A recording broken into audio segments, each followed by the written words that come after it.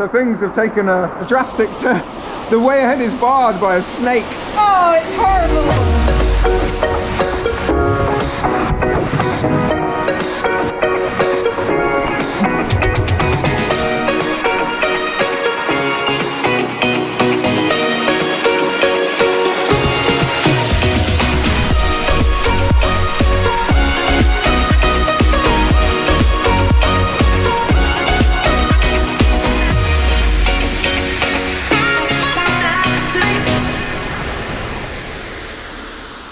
You are joining us on our last day in Oman, and we saved something quite special for our last morning, and that is a visit to the Sultan Qaboos Grand Mosque in Muscat.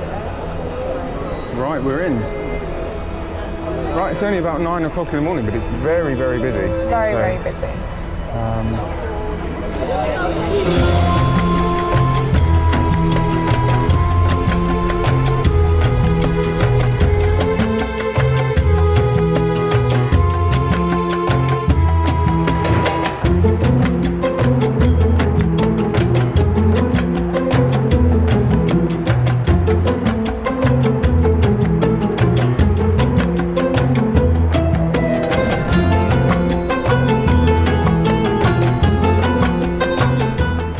In the central courtyard of the mosque now.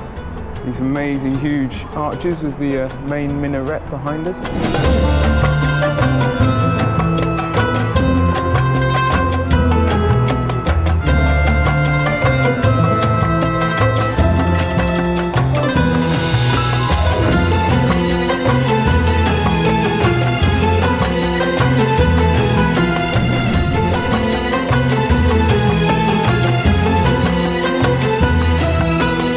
What do you think then, Em? It's a very beautiful building. Yeah, it's very impressive. Yeah. And we're here kind of at the corner of the complex where we get probably some of the best views of like the whole compound. I don't know if compound's the right word for a mosque, but there we have it. Now we have to try and find out where our shoes are. Do you remember where they are? No idea. Right, so treasure hunt for our flip-flops. So, quiet now. We're in the main prayer hall of the mosque. It's absolutely stunning. Yeah. Just look at that chandelier. Yeah. Indeed, just the whole ceiling is crazy.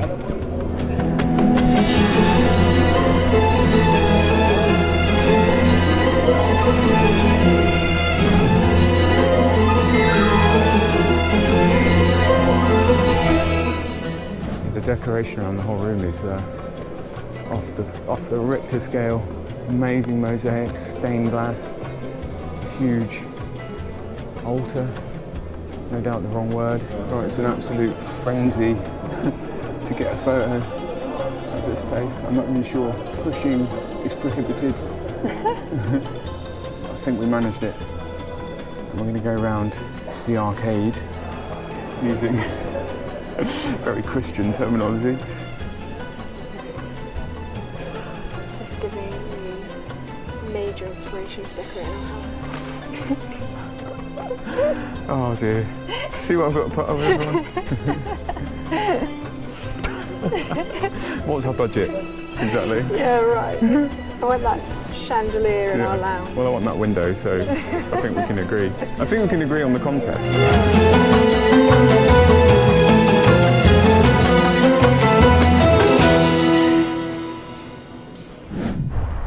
So there it is, the Sultan Qaboos Grand Mosque. Definitely a must visit. Yeah, very impressive. Make sure you wear long sleeves, a headscarf, long trousers or a very long skirt. Or you will be, as they say, yeah. responsible for your actions. I did have my sleeves slightly rolled up and was told to roll them down, so you really do need to make sure you are covered. They do take it seriously. Right, but now more back to our default dirtbag camping style. Time to get in a wadi. Might be time to sample one last wadi on our last day. So let's go. It was our last day in Oman and we were determined to cram some more adventure in our trip. We left the Sultan Qaboos Grand Mosque and headed west in search of one last wadi. The wadi is Wadi Al Hoqain. We'd seen some tantalising photos online, and at just an hour and a half from Muscat, it was the perfect choice for our last day.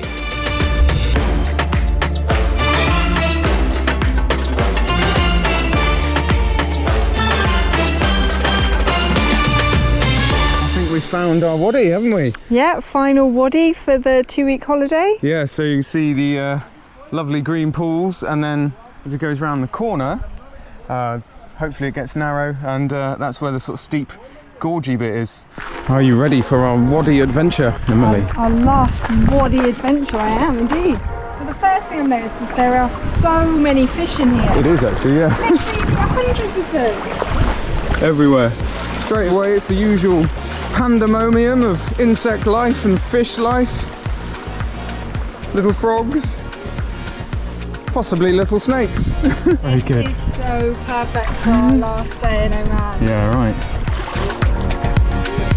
Perfect scene. Yeah, this is it.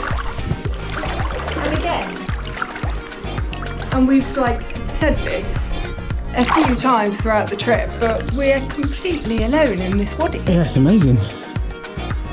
Unless we're in the wrong bit.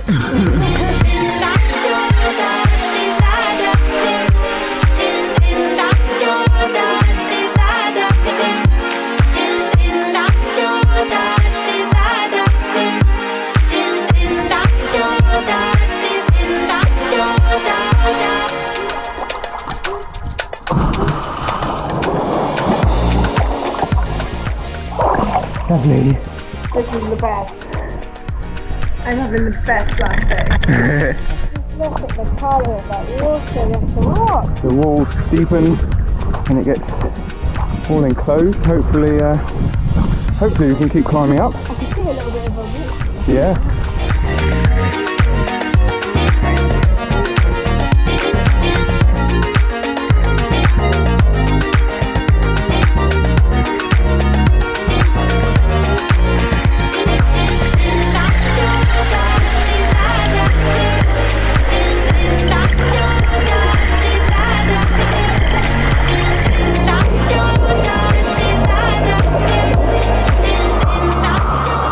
Gracefully done.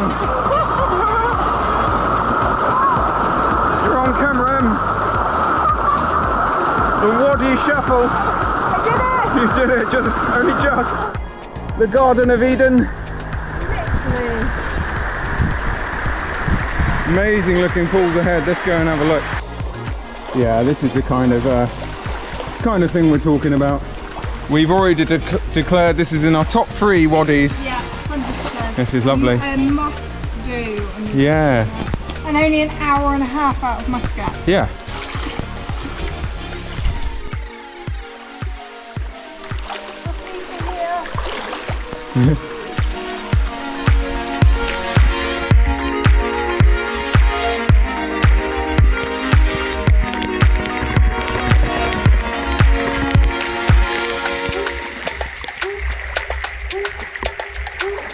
You've got a little rainbow behind your head. Isn't that appropriate? Oh, this is brilliant. Good. Onwards into this slot.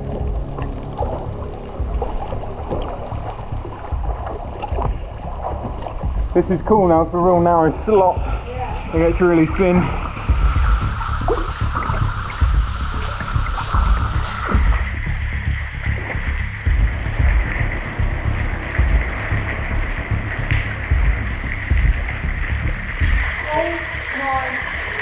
What's happening?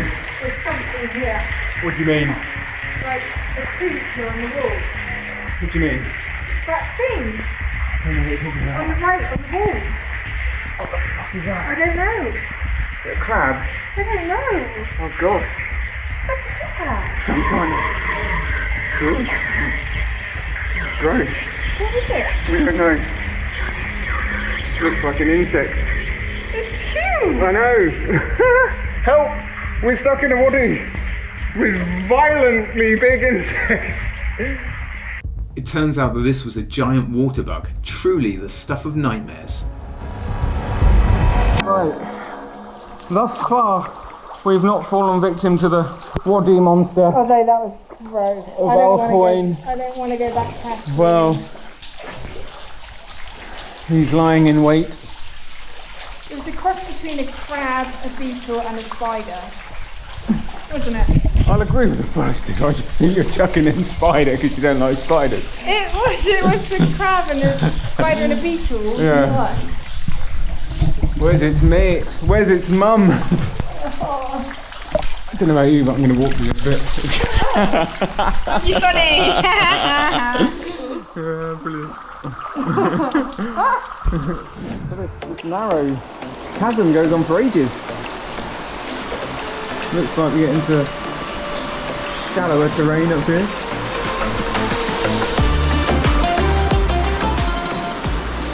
I'm happy as long as I don't look at the wall. Yeah. There are certain unsavoury beasts.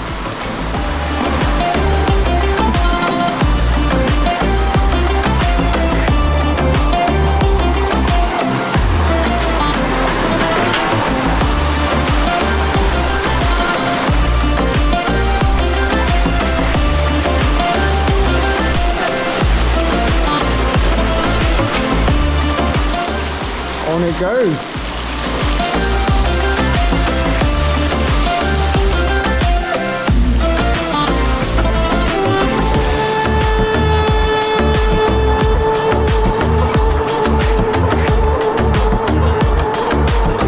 Cool little waterfall to climb up.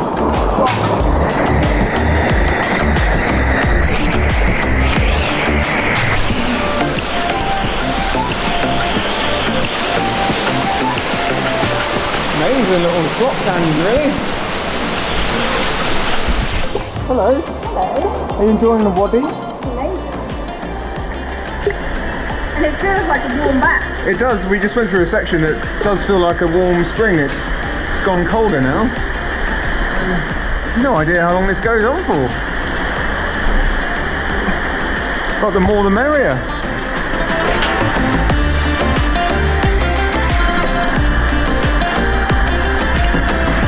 Oh, look at this, something we can easily climb.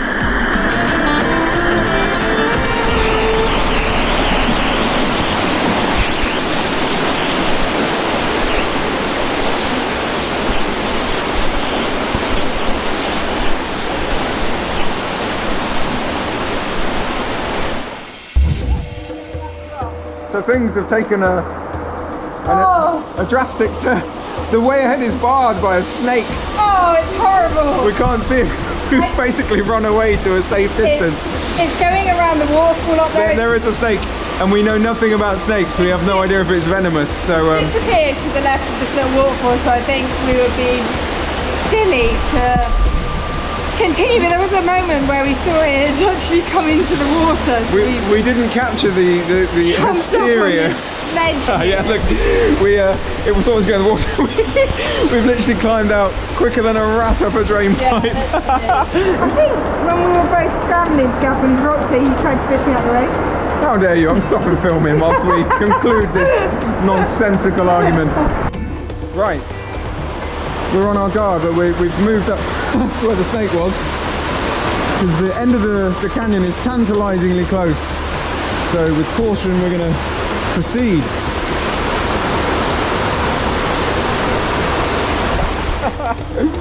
We found a way out without going back in the water.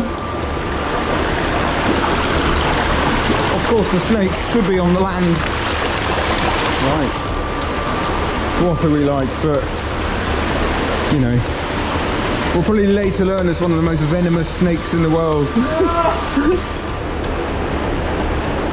I mean, it did look like a little sea snake, and they are very nasty. Well, we do know that there are venomous snakes in Oman. Yeah, I do. There's many snakes in Oman, so you just don't go messing around with that.